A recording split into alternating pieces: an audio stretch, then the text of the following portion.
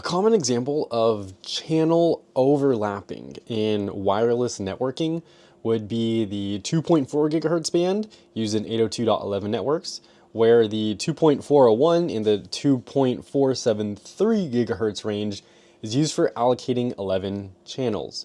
So there's 11 channels in between these frequencies.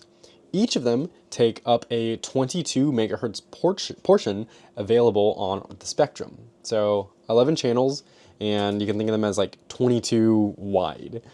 Setting up a wireless network to operate on a non-overlapping channel, so these channels would not overlap, would be like 1, 6, and 11 in this case, allows multiple networks to coexist in the same area without causing interference. Is this true or false?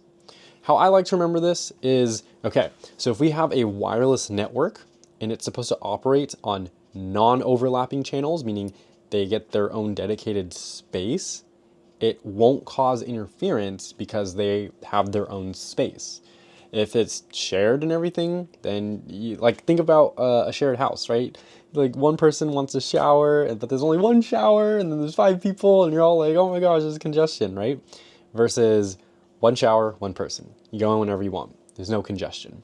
So this is going to be true when you set up a wireless network to operate on a non-overlapping channel, so like 1, 6, and 11 in this case. It's going to allow multiple networks to coexist in the same area, right? Like in the same neighborhood, but not cause any interference.